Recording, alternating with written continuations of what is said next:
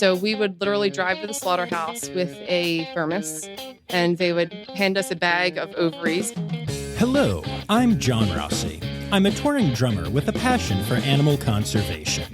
When I'm on the road, I spend as much time as possible visiting zoos, aquariums, and conservation organizations. Now, I want to share those places with you. I'll be talking to keepers, vets, conservationists, anyone who can help me in my mission of connecting my people to animals through their people. Join me on my Rossifari. Hi, hello, how are you? Welcome back to the podcast that will finally answer the question we've all been wondering the answer to. Can polar bears and red pandas reproduce? No, seriously, y'all. In this episode, that is one of the questions that I ask. It may be a joke, but there's actually a reason for it, and you'll understand why when you hear the episode. See, that's the thing. Y'all, this is one of those episodes. You see, today I am bringing you my interview with Dr. Erin Curry of Crew at the Cincinnati Zoo.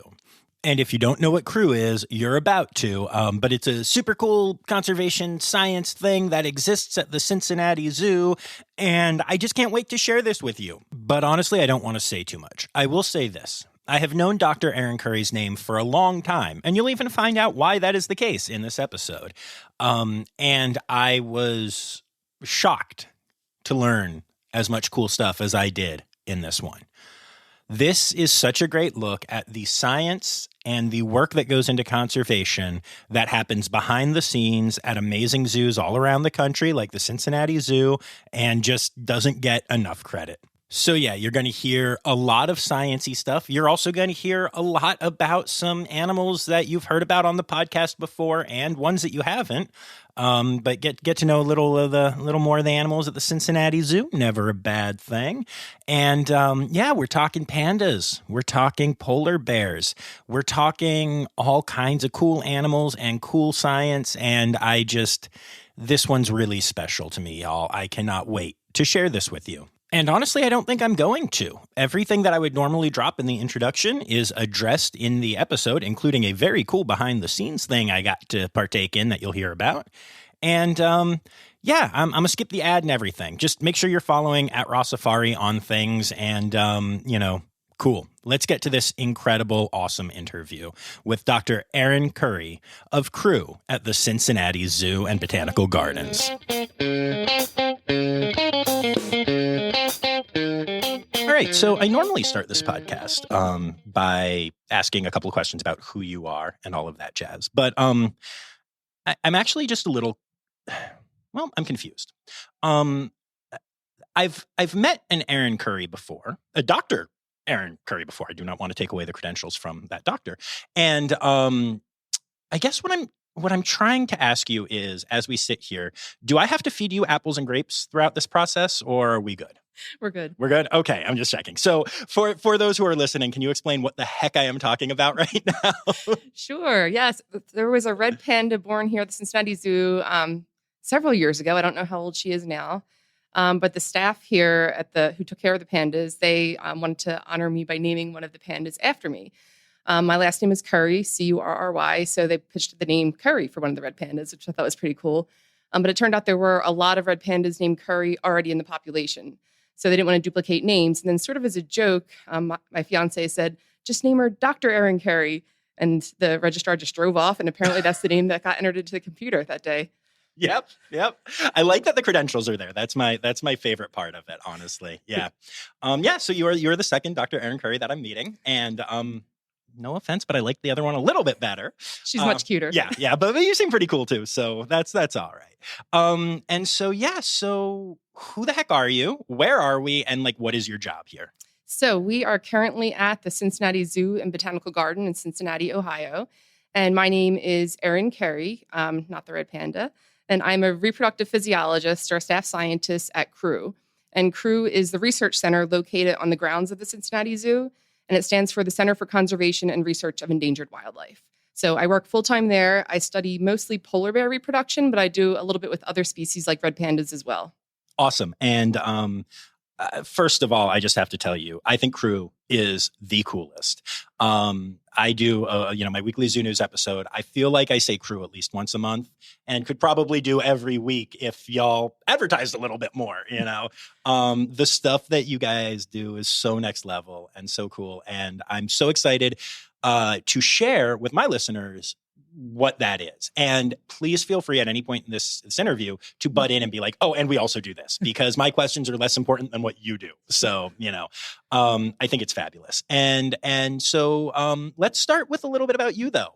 I've just heard some of the words that you said, and so I'm assuming you're from the Philly area. I am born and raised in the Philly area, Northeast Philadelphia. Yeah, I got that. Yeah, we all got that. And before we started the interview, we went and filled our bottles with what? Water. Yeah, there you go. All right, very good. And it's okay. You can laugh out loud on the podcast. Guys, she's doing that thing that some guests do where they stop themselves from laughing out loud. And I'm like, but no, you're having fun. It's okay. I'll take a step back from the microphone. I'm like, no, it's okay. You can make me sound funny. I know that I'm not, but I try. So, so tell me how you got into this. So going back to being born and raised in Philly, I lived in the city, so we didn't have a lot of access to wildlife. We had a park that ran near our house, Pennypack Park, where we could see like deer and stuff like that. We went to the Philadelphia Zoo a lot. I always loved animals. We had cats growing up. We got dogs when I got a little older. I loved science. I loved studying science in school. So when I was looking at colleges, I really thought that if you liked animals and you like science, then you become a vet, because what else is there to do?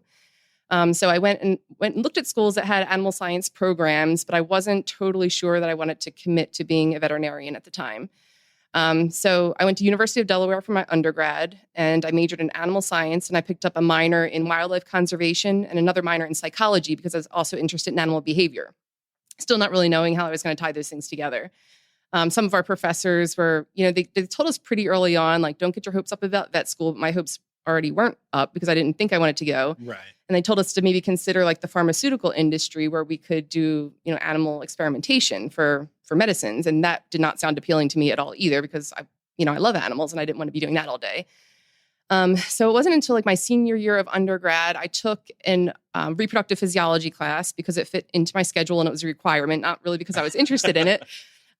But it was like 9:15 a.m. in the morning. And the professor that I had, he was just excellent at explaining these like complicated concepts and how the hormones are orchestrated and all these feedback loops. And it really just like blew my mind. I had a great understanding of it. And it was kind of around that time I could sort of see how I could combine my interests of wildlife conservation with reproductive physiology, because wildlife needs to reproduce and we're still trying to figure out how to do that. But by that time it was my senior year, too late to apply to grad schools. So I took a year off and I did an internship at the Audubon Center for Research of Endangered Species in New Orleans. Nice. It doesn't exist anymore as a research institution, but the Audubon Institute and the zoo is still there. So it was about a 6-month internship, and it was mostly husbandry. So cleaning up poop, cleaning cages, chopping food, skinning mice, stuff like that. But at the end of the day, I was able to go watch the scientists do their science work. So run over to the laboratories. I could watch like in vitro embryo production, or we could watch semen collections in animals. And that stuff was really cool. So that it really like solidified my desire to pursue graduate work in reproductive physiology. So I started looking into grad schools, and of course I wanted to work with like endangered species, and there aren't that many grad programs where you can actually work with hands-on with wildlife and kind of gain the skills that I was looking to gain. So I was still in touch with some of my professors from undergrad, and they recommended that I just go work with livestock. So learn the skills that I need to work to help wildlife species, but learn them on pigs and cows where I could get my hands on lots of animals. So that's what I did. So for my master's degree, I worked with beef cattle primarily. And we did a project where I was trying to sway the sex ratio in favor of one sex or the other in calves. And then for my PhD, I switched species and whoa. First of all, I thought I talked fast, but oh my gosh, tell me about that. Like, tell me about that. What you're switching the sex ratio, and how did you do it? To. And tell me your thoughts, and did it work? And I'm guessing not from the look on your face, but we'll get there. But tell me things. Yeah. So the typical sex ratio is 50-50 in most mammal species. So sperm are produced 50% X-bearing sperm and 50% Y-bearing sperm. That's how males make them. But in some industries, like the livestock industry, it's more desirable to have one sex versus the other. So in the dairy industry, male calves are pretty much worthless. They don't produce milk. Right. So in dairy industry, they want more female calves because those are the ones that grow up and make them more money. In the beef cattle industry, they tend to want more male calves because they grow faster than the females. So opposite desires, but still kind of the same idea. They want more of one sex versus the other. So one of the ways that we were trying to do that, it was a commercially available little vial of magic. We don't know what actually was in it because it was proprietary. But you pretty much mixed it in with a already collected semen sample. So semen can be frozen in these straws. So we would thaw the straw of semen, mix it with this little vial of stuff, and then use it to inseminate the cows. And then we'd go in with ultrasonography and then try to determine what sex the calves were, the fetuses were, and then also once they were born to double confirm. And it turned out it didn't work at all. So it did not sway the sex ratio at all. So from a student standpoint, it was disappointing that we didn't get more exciting results, but we still got an answer. So the question was, does this product sway the sex ratio in favor of male or females? And it didn't. And along the way, I learned a lot of good skills. I learned how to do estrus detections and heat checks in cattle. I learned how to do ultrasonography. I learned how to sex embryos by PCR. Learned how to take blood. What is PCR? PCR is polymerase chain reaction. So that's a scientific technique where you can amplify DNA to determine like paternity, for example. Okay. Yeah. And then for sexing, we would amplify the Y chromosome to see if it was there or not. So learned how to do that. And that was kind of my foot into the door of like hard lab science, like real science. But it definitely made me more interested in molecular biology in general. So that was my master's. That's really cool. You have to remember you're talking to a drummer. Okay. So I could tell you what a paradiddle is, but, wow, all of that is just so far over my head. But in a really cool way. Like, I'm so fascinated by this kind of stuff. Cool. I really am. And I came to this fascination later in life. So I am just like hearing all of this is blowing my mind. That's so cool. And the fact that you were just there, like you were just a grad student, and you were like, yeah, no, this is where I'm at. I want to do this. And that's really cool.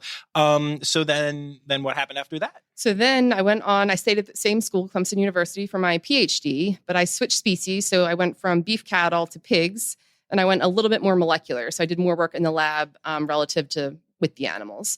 So for my PhD research, I was looking at these tiny molecules called microRNAs that are present in sperm cells and eggs and embryos, and seeing if how they change throughout development and if they were different in different types of samples. So in vivo produced embryos, so embryos produced by the pig, versus in vitro produced embryos produced in a lab.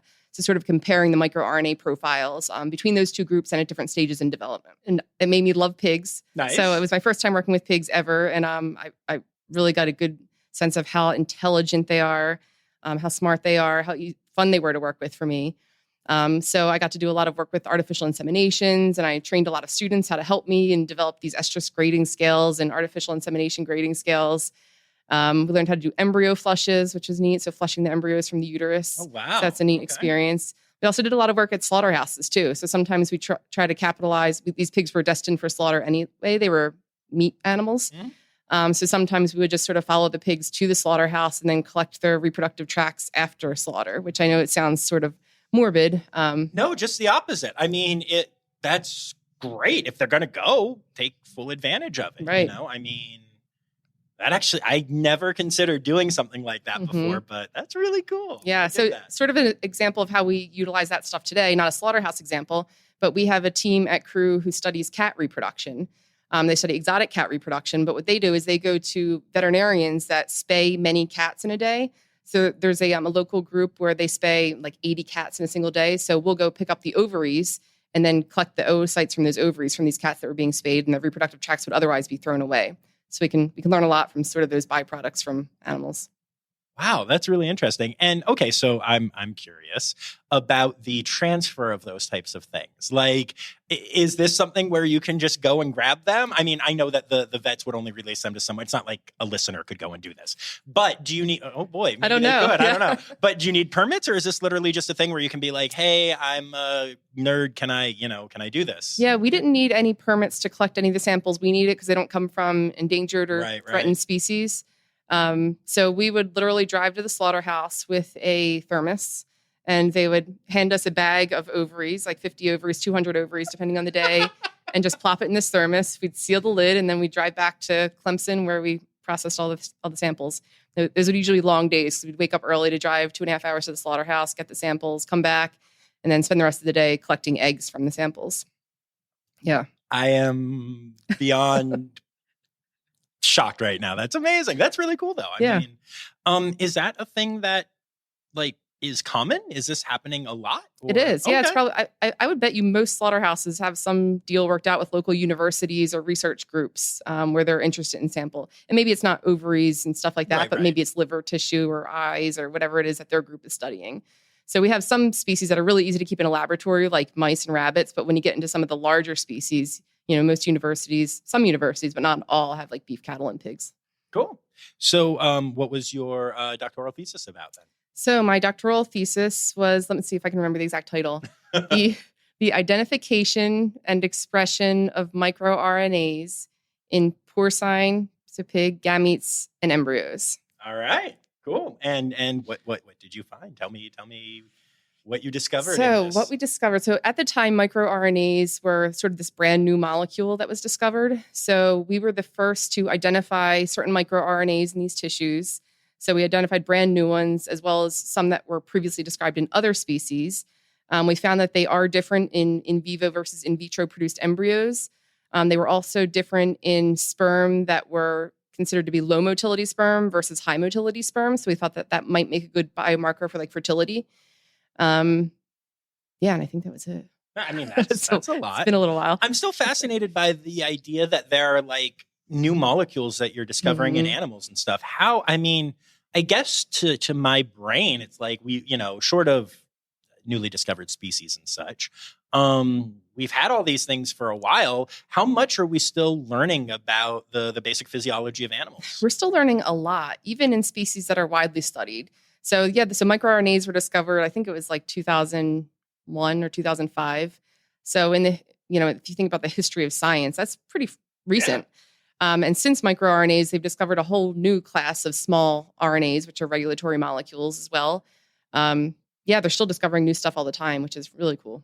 Yeah, that's not just in animals too. These same molecules exist in humans. So we're finding that we use animals as models, but it's definitely a lot of this information is translatable to human medicine. Okay, cool. That's awesome. So then what after school? So after school, as my program was winding down, I started looking at the job boards, refresh every day, looking for some zoo job. I was interested in wildlife, so I was open to like government agencies, so Fish and Wildlife Service or U.S. Geological Survey, zoos, some other private wildlife companies. But as I was finishing up, I saw this job posting by Cincinnati Zoo and Crew, and I was familiar with Crew because there aren't that many research centers like Crew located in the U.S.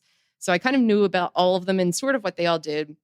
I knew that Crew studied rhinos and cat species, endangered cat species. And I was like, oh, I would love to study rhinos or endangered cat species. So it was a postdoc position. So I applied to the position and I got a phone interview. And during the phone interview, I was prepped to talk about rhinos and cats. I knew all their research. I'd read all their papers. But it came up pretty early in the conversation that they had started this new project, which was focusing on polar bears. I was like, oh, okay. I'd never thought about polar bears before, but it sounded like a really cool project. And I would have worked on anything that needed it, any sort of endangered or threatened species. They all interested me. But it was just kind of brand new and not what I was expecting. But yeah, I was all in. So I was excited to get the job and to move to Cincinnati after I graduated. Very cool. And polar bears, they're not doing so great. Yeah, they're struggling. So in the wild, we think there are about 20 to 25,000 polar bears out in the wild in the Arctic.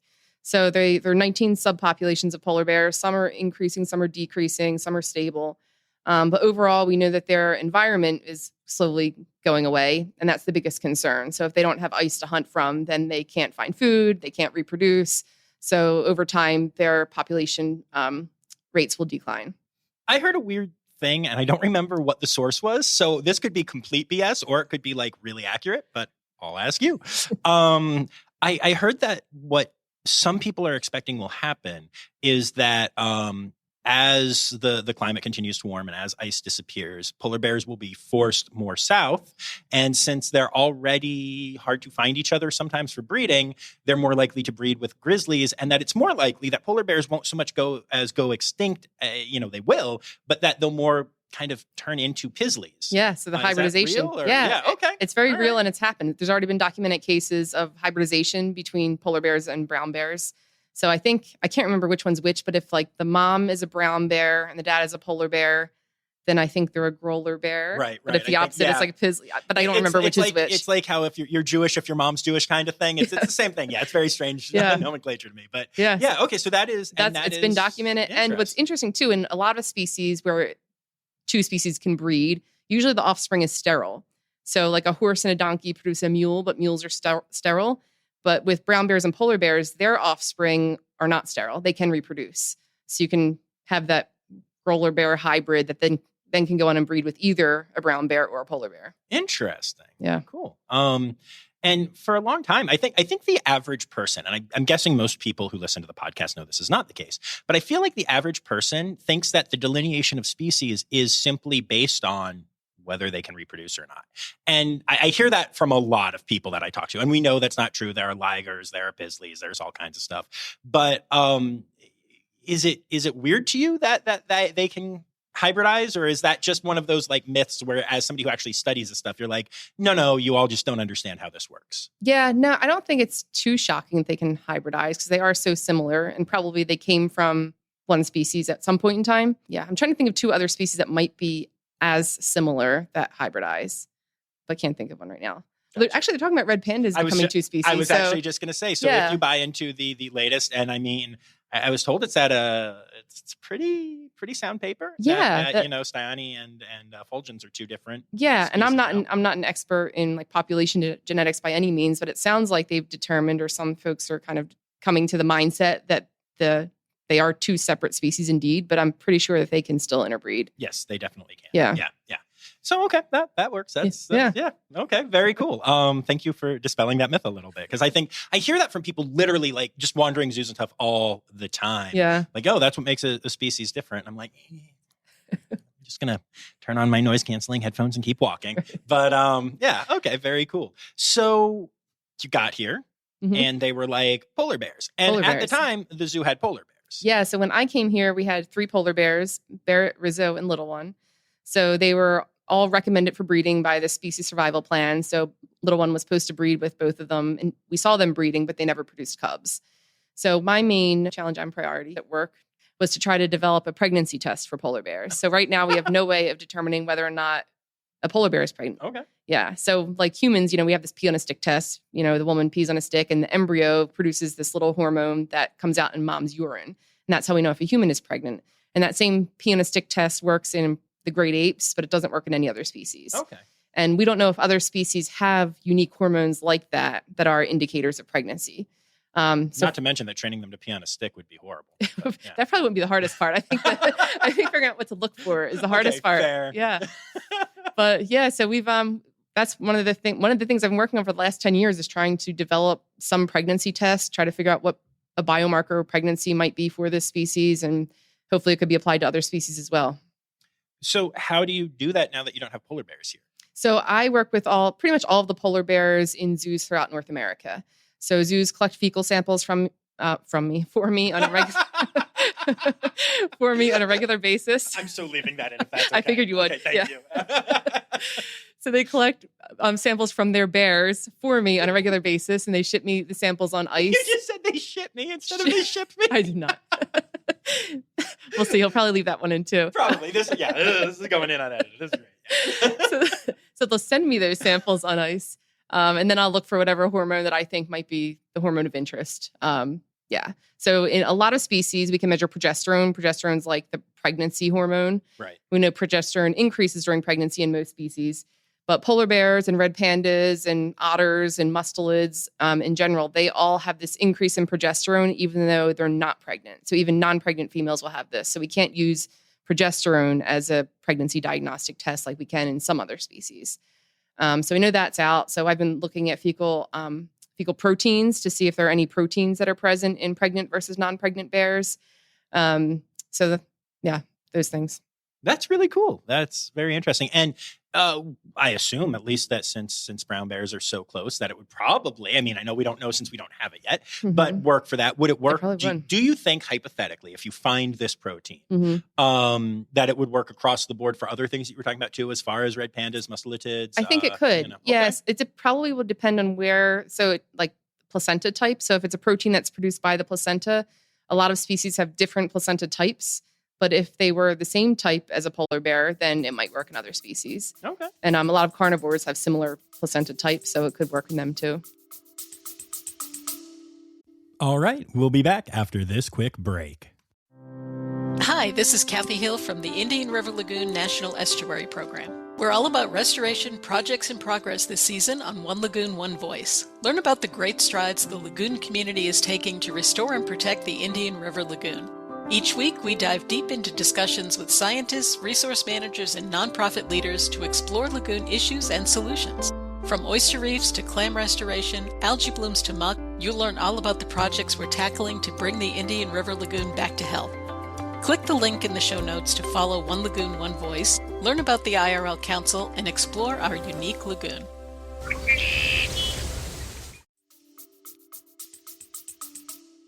Very cool.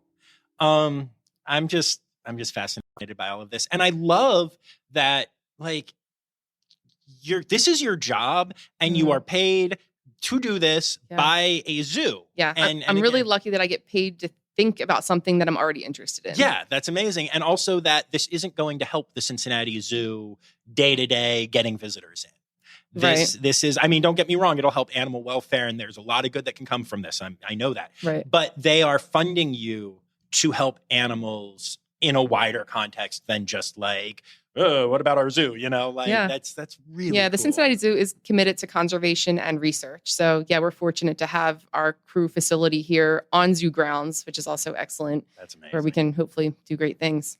So, all right. So tell me about crew a little bit more in general. Like how big is it? How many people are here? Where is it located on the grounds? Can people see it or is it in the behind the scenes area? Just talk about crew because it's so cool. So crew is a full research center located on the periphery of the Cincinnati Zoo. We're located right across from the vet hospital. So we're a little off the beaten path. Right now there's some construction right in front of our building. So we're pretty off the beaten path. But on normal days, most folks could just walk up. Before the construction stuff sort of happened, we were open to the public from like noon till 3 p.m., Monday through Friday. We also do a lot of tours for school groups and campers and even business groups sometimes come through just to tour the facility. We have 4 signature projects. So those are the areas where we focus most of our time and efforts. So those signature projects are rhino species, so all the world's endangered rhinos, and that's led by Dr. Terry Roth. We work on imperiled cat species. So previously it was just small cat species like ocelots, fishing cats, sand cats, the little guys. But more recently, we've been expanding to larger cats like jaguars and tigers and stuff like that too, which is neat. We work on exceptional plants. So most people, when we think about endangered species, we don't think about plants. Most people's minds go directly to animals. Oh yeah, I'm bored already. Yeah. You lost me that quick. You need to come. We'll have you interview one of the plant scientists next time. But we have an entire division dedicated to studying the world's endangered plants. Nice. And then the 4th signature project is the polar bear project. So that's the one that I currently lead. And more recently, we've been sort of branching out a little bit into other bear species as well. Very cool. And how big is your team and such? So right now we are small. So we rely on a lot of volunteer and intern help. So we have another full-time staff member coming to join me in July. She's coming from Utah State University. But most of my work is done with the help of interns and volunteers right now. But that's still part of the team. It sure is. Come on, that's the important part of the team. Yeah. But yeah, so like on an average day, how many people, might be in the building? Just curious. Yeah. So right now, I think we have, I'll have to count them. We have about 15 full-time staff members. Hey, that's freaking amazing. Yeah. This is the point that I want to make. It's not even just that they're funding you or they're funding 4 of you. Mm-hmm. It's that there is all of this, plus even having volunteers and interns, that is resources. Absolutely. That is time commitment. That is interviews. That is all of this stuff that Cincy is funding, which I think is just amazing. Yeah. Yeah. Thanks. I'm so passionate. You should come for a tour of the crew building. I want to. This is a true story that I'm a little embarrassed by.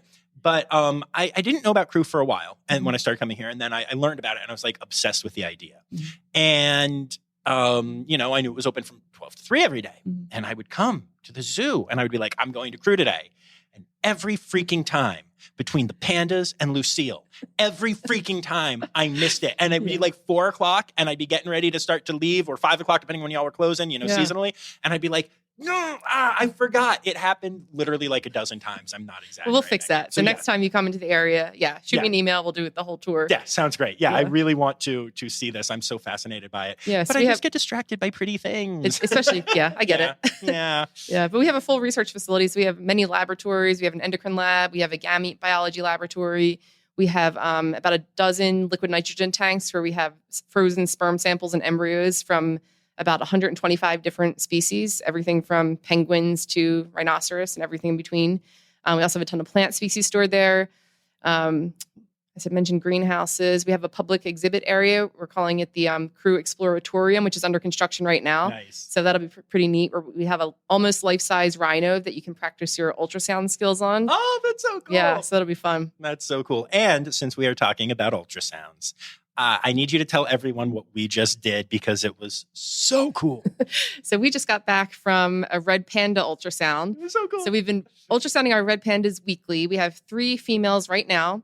One female, Lynn, she's in a breeding situation. So we're hoping that she's pregnant this year, but we also know she's getting up there in age. So she's about 9 now, I think. So she's kind of on the edge of maybe we might start to see her fertility declining, but that's how we're ultrasounding her to see. And she has had all the cubs. She's had and so they many are cubs. so wildly successful and wonderful. Mm-hmm. And anyone who has listened to the podcast and Paul Reinhardt's episodes and everything, we're talking about Lucas and we're talking about Mimi and all of these pandas that you've heard about, Audra and Lenore, who were the ones that we got to see today.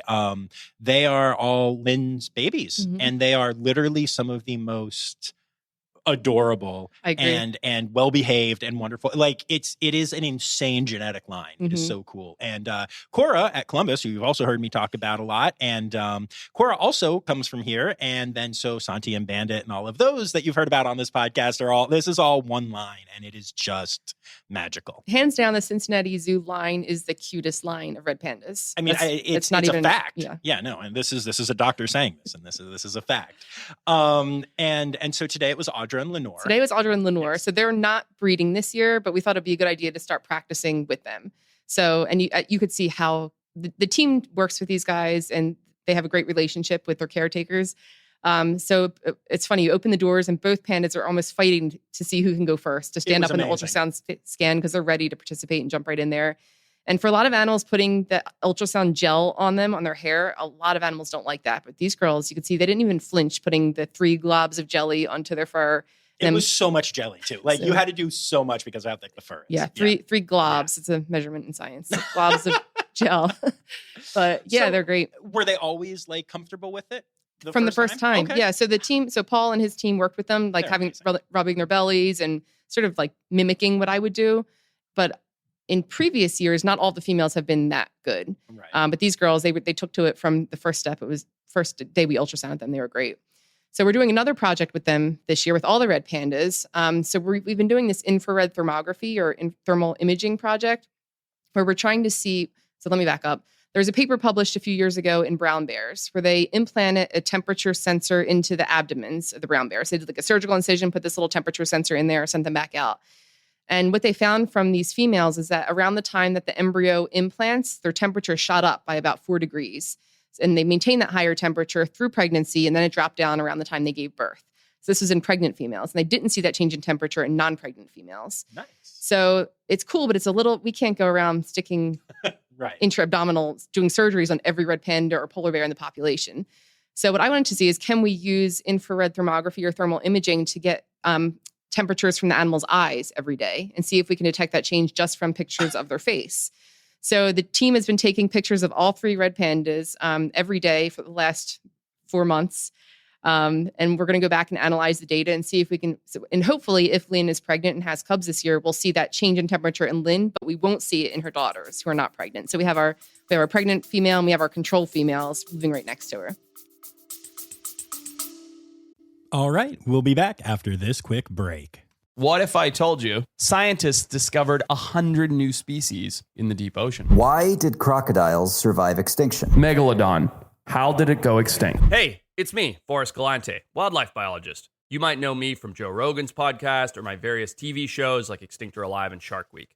Join me and my friends as we dive into the wild world of animal anomalies and everything wildlife. Don't miss out. Click here to uncover these mind-blowing animal mysteries. This is ridiculous. Okay, first of all, how the heck did you come up with that idea? So I came up with it. I read the paper and it was something that always interested me, but I didn't see how I could apply that to our polar Right. bears in zoos. And then about a year ago, I started working with a team from Woods Hole Oceanographic Institution, and they were interested in using thermal imaging to assess metabolic rates in wildlife species. So we've been using this thermal imaging to see if we can calculate respiration rate and heart rate totally non-invasively. So pretty much we point this camera at the animals, we record like 15 seconds, and at the same time we put a stethoscope on them. So then we go back and we kind of compare the data, we extract all the data from the images and see if the heart rates that they calculate based on changes in thermal signature match the heart rates that we actually got by stethoscope. So that's what kind of got me interested in the thermal imaging, but I'm just using it now for reproductive monitoring instead of health monitoring. Right. That's so cool. This is so cool. And so is that the project that you did that got you the honor of having a panda named after you? No, No, that was a different project. that was a different project. Okay, so what project was that? That one was just routine ultrasound monitoring. So we published, I think, 2 papers on red panda reproduction. The first was that we can utilize ultrasonography to diagnose pregnancy and compare that to hormone profiles. So we weren't the first ones to show that the hormones don't give us the information we need. So that progesterone profile I talked about, it's kind of the same in pregnant versus pseudo-pregnant females, even though we know by ultrasound that pseudo-pregnant female is not pregnant. So we can confirm that pseudo-pregnancy does exist by ultrasound. And the second paper we published more recently was about the incidence of pregnancy loss in red pandas. So we found that a number of embryos that we can detect on ultrasound go away and seem to be reabsorbed into the female. So we're wondering how many pregnancies are lost, what might be causing this loss, because even Lynn has experienced lost pregnancies. Right. So in the past, we'll see 2 babies on ultrasound, but then she'll just give birth to 1 cub. So why did that other one die during pregnancy? And, just trying to figure out some of the possible reasons for pregnancy failure in this species. Because Cincinnati Zoo does an awesome job of breeding red pandas, but some other institutions don't have as high success rates as we do. So they see their pandas breeding, but they don't produce cubs. Right. So maybe this makes me wonder, maybe they are getting pregnant, but then losing the pregnancy somewhere along the way. Yeah, that makes a lot of sense. Mm-hmm. Okay, now I could obviously talk red panda stuff all day, but we probably shouldn't. Probably. So have we covered all of the red panda stuff? He asks, hoping the answer is no. I think we covered all the red pandas. Boo. I can probably send you a thermal image of the red panda. Ooh. We're calling it Project Infrared Panda. Marry me? No, I'm kidding. That's amazing. That's so good. Okay, so you said something to me while we were with the girls that threw me a little bit, but then stupid, cute red panda faces were there and I got distracted. So I'll ask you on the podcast. You said to me that you were studying red pandas and it is similar to polar bears. And I have met many red pandas. And while I have not met a polar bear, I've been very close to them through glass and stuff. And if you didn't have a doctor in front of your name, I don't think I would be buying into that. But can you explain to me how the heck you are learning about polar bears by studying red pandas? Yeah, that's a great question. So they have a lot of things from a reproductive standpoint that are similar between bears and mustelids. So are you saying that we could crossbreed a red? No, I'm kidding. We could try. Go ahead. So they're both seasonal breeders. They have a pretty well-defined breeding season. So for polar bears, it's in the springtime, February, March, April. For red pandas, it's usually a little earlier, February-ish. And then they both have this phenomena called delayed implantation or embryonic diapause. So if an embryo is formed as a result of that breeding, it grows to the blastocyst stage, which is like the size of a grain of sand, and then it stops growing. So it sort of sits around the uterus for a period of time. In polar bears, it sits around the uterus from like April through September, October, and then it implants in the uterus, and then true placental pregnancy, true gestation occurs. And that we think lasts about 60 days in polar bears. In red pandas, the time frame's a little shorter. So they have that diapause that lasts from February until like maybe late April. So that's a long time, 2 months for an embryo to sit around not doing much. And it implants in the uterus. And we think that their true gestation or placental pregnancy is also about 60 days. They can both experience pseudo-pregnancies as well. So that makes them another reason they're a good model for polar bear reproduction. The major difference is that red pandas are so much more tractable than a polar bear is. So we can easily get our hands on them, do these ultrasounds on them. Polar bears go into this really strong denning mode when they're pregnant. So we've trained polar bears for ultrasound in the past. So they've been trained to come up to the mesh and they kind of present their bellies to us. We can stick an ultrasound probe through the mesh and safely ultrasound them.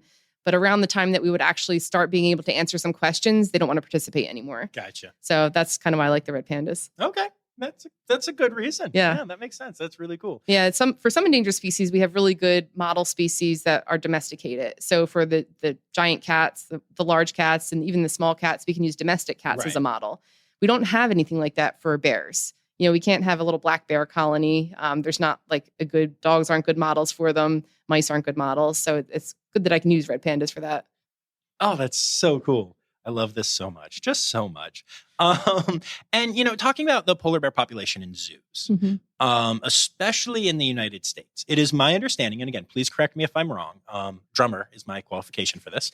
But it is my understanding that because of certain laws and such, that we can't import polar bears at all, even like injured bears and stuff. And the population is old and is not breeding super well. So first of all, up your game, lady. But no, but seriously, like what's going to happen to the polar bear population? Because I know since he's not getting new polar bears, that whole area is, they've announced their plans and it's going to be great, but it's not going to be polar bears. Philly, when they lost Goldilocks, it's now a penguin exhibit. Yep. It's not easy. And what's going to happen? Yeah. So right now, polar bears are protected by the Marine Mammal Protection Act. So we cannot import them from the wild. So, we don't want to take animals from the wild. Ideally, we would have them just breed in zoos and maintain a population that way. It's not our goal to go out and take bears, capture cubs from the wild. But right now, it's illegal, essentially, to bring them in. So there have been, I think, just 2 cases in the last 12 years or so where we've brought in orphan cubs from Alaska. So one went to the Louisville Zoo and one is at St. Louis Zoo. So we have one male and one female. But we're not allowed to breed them because they're technically owned by Fish and Wildlife. They're under the purview of Fish and Wildlife Service. So, yeah. And right now we have an aging population of bears. So they're all getting up there in age. Back in the day, we had a lot of polar bears in zoos. We were bringing them in from the wild. So at one point, a breeding moratorium was applied where zoos were told, don't breed your bears because we don't have enough space for them. So around that time, polar bears were put on contraception. So many females didn't produce offspring, so haven't contributed their genetics to the population. And yeah, right now, only about 10% of females that breed each year actually go on to produce cubs. Jeez. Yeah, so the reproductive rates are very low. So one of the reasons that I think a pregnancy test would be useful is it could tell us where is this failing? Are they getting pregnant and losing them somewhere along the way? Or are they just not getting pregnant at all? So what happens? It's a great question. I don't know. I don't have a great answer for that. See, this is why when I talk to like keepers and other people, they're like, "Oh, here's what I think," but you're like a scientist and you need facts, and you're just like, "I don't know, shut up. Get me some evidence, and I'll tell you what's going to happen." Yeah, but on the flip side, Canada is full of polar bears. So all the Canadian zoos, they're maxed out on space. They can't take in any more bears. So all of their like nuisance bears and orphan cubs that come in, they're really struggling to find space for the bears in Canada. So I wonder if at some point regulations will be lifted a little bit and some of this spillover can come down into the U.S. because those bears need a home. Yeah, I can understand. I mean, I am very anti-pulling things out of the wild, as is the AZA in most cases, and I'm, nobody wants to go and hunt polar bear cubs people want to, I'm sure, but like, that's not what we are talking about here. But there are nuisance bears. There are abandoned cubs. There's all kinds of stuff. And is there any push for legislation like this? Is there any, I know it's impossible to, pass laws right now, but like beyond that, and that is my comment and not the view of the Cincinnati Zoo. Is there anything being done for that? Because it seems like we have great facilities. Yeah, there is a push, and we're trying to get permits approved now from Fish and Wildlife Service to do more research on some of these bears so that we can learn things about these bears that we have access to and then apply it to wild populations, all the stuff that we can learn. And there's so much that we can learn from zoo bears that we can't, so many things we can study that we can't study from wild bears. Right. Wild bears, you study most of them by helicopter. So you can maybe if they're going to be captured once a year, if that, and that sounds like a lot. But bears in zoos, we can collect samples from them every single day. We have polar bears trained to give voluntary blood samples. So bears that'll put their paws into a blood cuff and allow a keeper or vet staff to take a blood sample from them, which is so impressive. Yeah. So, yeah, to me, it'd be great if the federal agencies could recognize the value of what we do in zoos and how that could help conserve animals in the wild. It's so weird to me, too, that they don't with polar bears because they do with other species. The California condor is always my favorite example. But as I've interviewed people time and again, we collect some of these out of the wild to save endangered species and to get information and it's never a problem. And then with polar bears, they're like, nope. Meanwhile, the polar bear population is dropping like crazy. And it's Right. like, what? I don't understand. Yeah, I think part of the rub is that they're not only protected by Fish and Wildlife Service, but the Marine Mammal Protection Act. So their regulations are a lot more strict, is my understanding. Gotcha. Okay. Well, Marine mammals, yeah. I get it. I do. Like, protecting animals is so important, Mhm. but sometimes I think you cut off your nose to spite your face a little bit with Mhm. some of these legislation. Exactly. I can speak. I can talk good. I host a podcast. But anyway, cool. So have you ever had any like wild experience with polar bears or anything? So a few years ago, I went up to Churchill, Manitoba for a zoo-led trip, actually. So we brought a group of folks up with us, and we went out in the tundra buggies out on the ice, nice. and we saw the polar bears out there. The first bears that we saw was a mom and 2 cubs. So if we saw no other polar bears the entire trip, I would have been happy with that first day. But we saw probably 15 bears total. So they were all kind of hanging out, waiting for the sea ice to form before they could go out and start their hunting season. And you can get pretty close to them in those tundra buggies. They're like, I don't know if Wow. you've seen them. They're like big school buses with huge tires. And yeah, they're really neat. They have a full replica of one at the Maryland Zoo. in Yes, they Baltimore. do. Yes. Yeah. And it's awesome. Yeah. I love it there. Yeah. Yeah, so that was my first experience with wild polar bears. And then in about 3 weeks from now, I'm going to Norway up to Svalbard to see that population of that's polar so bears. cool. So that'll be an experience too. And that's all from a ship. So instead of the tundra buggy, we're doing a ship. And we'll get to go up to, it's the northernmost city in the world. And then we're taking a ship from Longyearbyen up to Svalbard and hopefully see a bunch of polar bears, as well as a lot of other wildlife species up there. So this one's called an Arctic Safari. It's with Poseidon Adventures. They're sort of leading the trip. Nice. So yeah, it'll be fun. Oh, that's amazing. I love that so much. What would you say is your favorite or couple favorite species? Is it polar bears? Of course it's polar bears, Okay, yeah. I figured, but you never know. Right. I know people who work with one species their whole life and, have another one that they like more. Yeah. I'd ask. I always start to love the species that I work with. So in grad school, I grew this like fond appreciation for beef cattle. I love cows now. Then I started working with pigs, loved pigs. Polar bears, of course. And then red pandas. Everyone loves red pandas. Obviously. Yeah. I loved them before it was cool. I'm just saying. Red panda hipster. Yeah.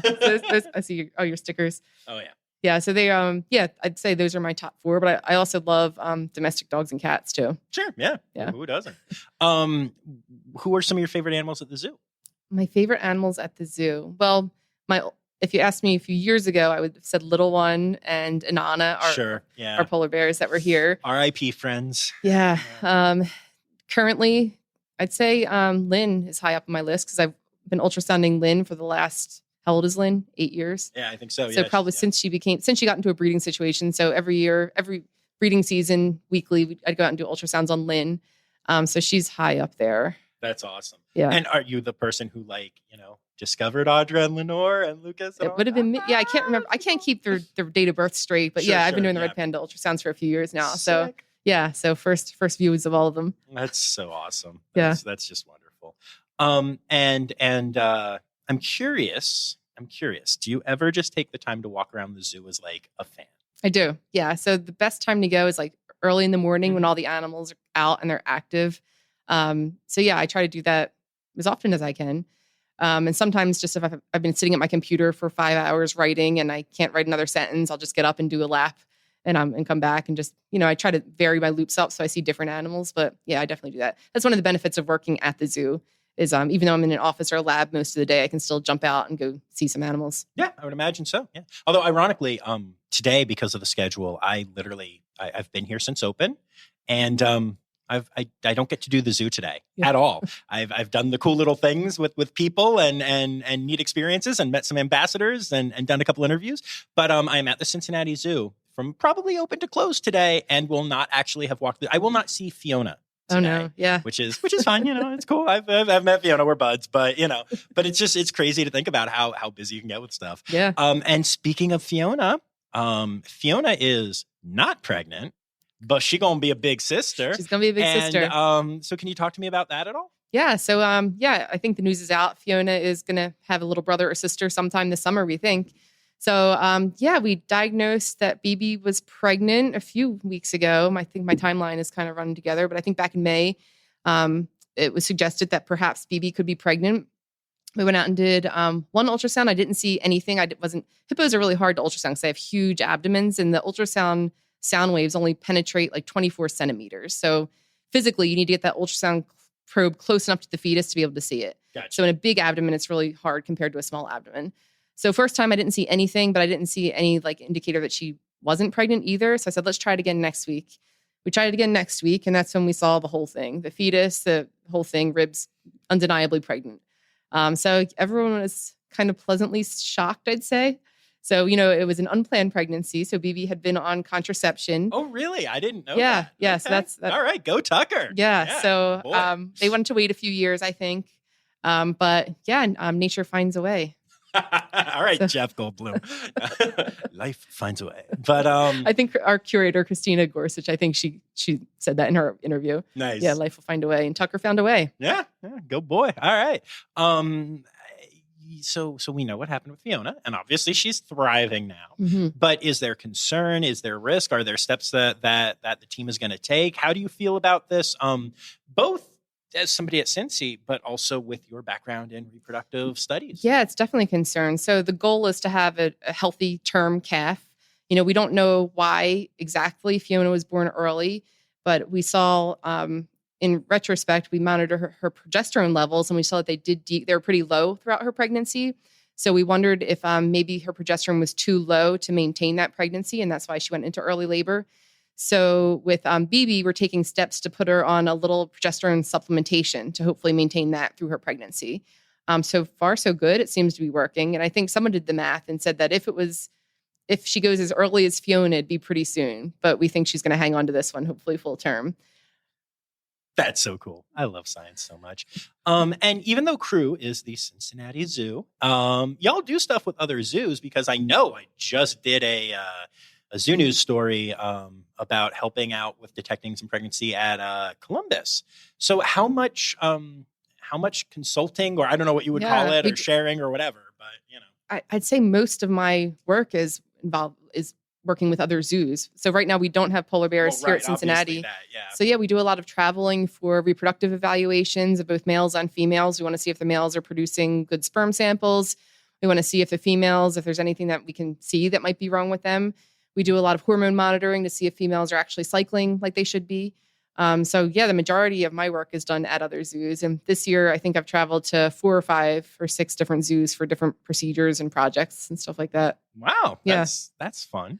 And how much, so I get it, traveling for like what you were talking about, but also how frequently, how often will like a zoo just call up and be like, Crew, help? Is there like 1-800-GO-CREW one? And there should or be. How does that work? So that's pretty common. So the zoo community is pretty tight knit, and everyone pretty much has a good idea of what other scientists are working on. So if there is a zoo that's having problems with I'll use polar bear for example. If I'm shocked. Their polar bears are breeding every year. If they're not producing cubs, then they'll usually contact the SSP, the Species Survival Plan, and they'll say, well, you should contact Crew and see what they have to say about it. So we usually start from the beginning, and we'll do some hormone monitoring on the female to see if it looks like she's cycling, get a full history on her. And then we can do examinations. If she's still not getting pregnant, we can try artificial insemination or ovulation induction with hormone injections. So there are some things that we can try to increase our chances of reproductive success. So it's like that for polar bears, and it's like that for other species as well, just different areas of expertise. Very cool. What is the thing that you are the most proud of in your career? That's a good question. I think that it probably hasn't happened yet. No, you are such a nerd. my goal, we want to figure out this pregnancy test thing, and whatever that might look like. We've tried a lot of different things. We've tried looking at the fecal metabolomics. We've looked at volatile all these different compounds in a fecal sample. We tried training an odor detection dog to diagnose pregnancy. So we have about... That might be my favorite story that I've heard yet. That was probably so if you had asked me what's the most fun project you've ever worked on, that would have been my answer. So we have all these fecal samples at Crew. We have samples from about 80 different polar bears, probably 30,000 samples total, all frozen. We know the bears' histories. We know if they gave birth or not. So I started reading about these medical detection dogs, and they're used to diagnose cancer. They can, smell prostate cancer from a urine sample, all these crazy things. They're actually doing COVID now too. They are. Yeah, they can, dogs' noses, they live in a totally different world than we do. So I read one paper where they trained this dog to diagnose lung cancer from smelling breath samples from patients. And the dogs' noses were so accurate and precise that they could distinguish lung cancer from like bronchitis or like other like respiratory illnesses. So that sort of got my wheels turning. And I was like, okay, well, maybe we can train a polar bear to diagnose pregnancy from smelling fecal samples collected from pregnant versus non-pregnant bears. You totally just said polar bear instead of dog. I probably did. You did. It's Okay. amazing. I'm so happy with that. I now just love the image of a polar bear sniffing Another, but, yeah. You know what I meant. I knew what you meant. Sorry. Yeah. That was too cute not to. They might be able to tell, and we don't know. It's true. Yeah. So I reached out to some dog trainers, and the one, Matt Scogan out of Ironheart's Detection Dogs, he got back to me and he was like, he's into supporting conservation. And he wanted to help with this project. So we sent him a whole bunch of fecal samples collected from polar bears that we had in our freezer. And I told him what they all were. And I said, let me know how it goes. So first they started imprinting him, they call it, on the samples collected from pregnant bears. So every time that he sniffs this pregnant sample, he sits. Repeat hundreds of times. Then they start introducing samples from individuals that would be the least like a pregnant bear. So in this case, it would be male bears. So then they introduce the male samples, and he's never rewarded for signaling on a male sample. Right. So slowly they work up to introducing more and more and more samples until they're introducing the pseudo-pregnant samples, which are probably most similar to the pregnant samples. And they were reporting to me that he was working at like 94% accuracy, which I thought was like impressive, but I wanted to see it for myself. So we took some samples that Elvis was his name, the dog. Elvis, the dog, had never seen, and drove out to Kansas to meet with the trainer. I didn't tell the trainer what these samples were. And I said, tell me if these are from pregnant or not pregnant bears. And Elvis got 100% of them right in front of me. So I knew there was no, like, not that I thought that this trainer No, right. But you wanted to see. Yeah, I wanted to see for myself. Yeah. So I was really impressed. So that year we put out a call to all the zoos with polar bears in breeding situations. We said, we're doing this fun little project. Send us your samples. We'll send them to Elvis, and Elvis will maybe tell us if your bear is pregnant or not.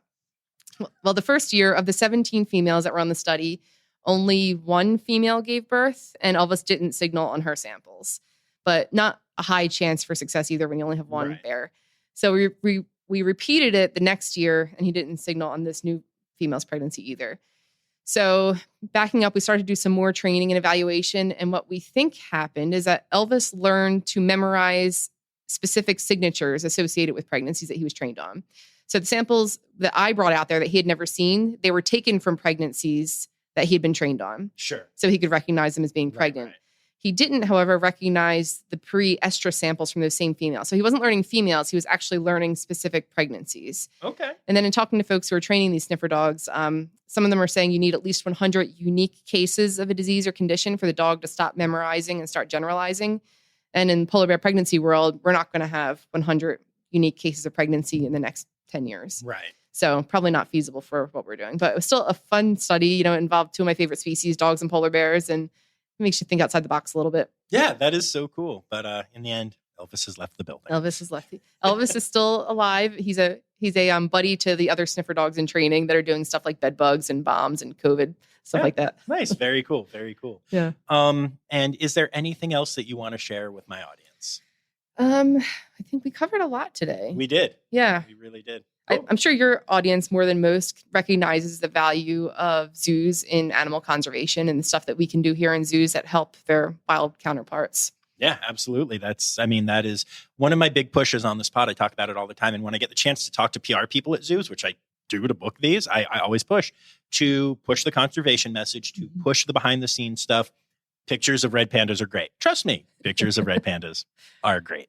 But if you can also talk about your donations to Red Panda Network or, the stuff that's being done behind the scenes or crew, then you are actually not only furthering the conservation message, but honestly combating the anti-zoo message that is out there. And I think that's really important. And I love, Cincy's amazing at that. Roger Williams Park Zoo is amazing at that. Since I started doing zoo news, I've come to realize a lot of times I'm just repeating the same different zoos over and over again, but it's because they're really good at that messaging. Whereas other zoos just say, hey, this is the picture of our, blue crane's face. Right. That's cool too. But but it's better when they can attach that conservation message to the cute picture. Because they're doing the work. Right. Yeah. You just need to have it, out there. Right. But I'm so grateful that Cincinnati is so amazing at all of that. Yeah. Awesome. And speaking of conservation, are there any conservation organizations that you would like to give a shout out to? And why is it Polar Bears International? Yeah, you called it. Yeah, we did not discuss this beforehand, No, we but did not. I know No. what's up. Yeah, so I was going to recommend Polar Bears International. They do a lot for conservation and networking, bringing groups together, and helping to teach people more about polar bears and their habitat and climate change in general and how that will impact not just polar bears, but all of us. Yeah, awesome. It's time now, don't you know? We've come to the end of the show. But there's one tale left to go. You're gonna laugh and say, oh no. It's time for the Rossifari poop story. Yeah, so I didn't have much time to think about this beforehand, but as soon as you said, tell me your worst poop story. Poop story. The story that I have isn't from a polar bear. It isn't from a red panda, but it's from a cow during my master's project. So I did my master's in Clemson, South Carolina, where it got very hot in the summer months. So we would usually schedule our cow work pretty early in the morning to try to beat the heat. But by the end of it, by like 11 a.m., it was hot. So working with cows, we're in these tall rubber boots. We're in coveralls that are usually long sleeve. So on really hot days, I usually just wear like a tank top under my coveralls. And by the end of the day, I would sort of have like stuff half zipped down. We're all sweating and gross. And one of the last cows I went to work on, we were doing rectal palpations that day. So you sort of put your glove on all the way up to your sleeve, move the cow's tail out of the way, and sort of insert your glove in. And this cow just projectile diarrheaed all over my chest. And it hit me like a hose and just dribbled down inside my coveralls, down to it was in my socks. Oh, man. So it really just like covered me. And that was probably, but we had to keep working. But yeah, that's probably my worst poop story. That's it. I love that you even have to question if it is, though. That's amazing. Awesome. Well, thank you so much for doing this. Thanks for having me. This was fun.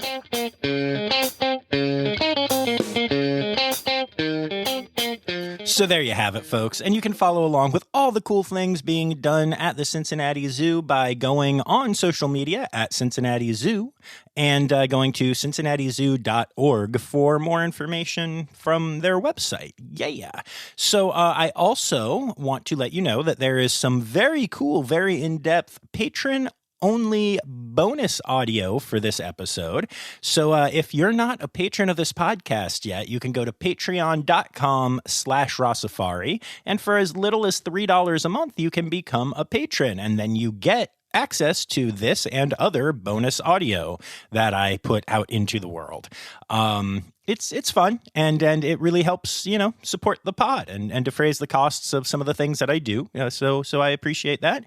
And I want to say a special thanks to Laura Shank, my Red Panda level patron, who will actually be hanging out with me at the National Zoo on the day that this episode is recorded. So yeah, it's a lot of fun to be a patron. I'm sure that has nothing to do with the fact that Laura and I have been friends for literally most of my life. But yeah, so go become a patron. And thanks to all of my patrons. Okay, now that the interview is over, I'm still going to drop a quick reminder here to make sure that you follow along Instagram and Facebook and Twitter at Rossifari, TikTok at Rossifari Pod, and make sure you've hit subscribe here because that way you'll get to hear all of these wonderful episodes. I'll be back next week with another exciting episode from Adventure Aquarium as we go into another one of their celebratory weeks. And it's a really good and really unique one as well. So I'm excited to share that with you. But until then, remember, friends, the word credits backwards is Steiderk. The Rossifari podcast is produced, hosted, and engineered by John Rossi.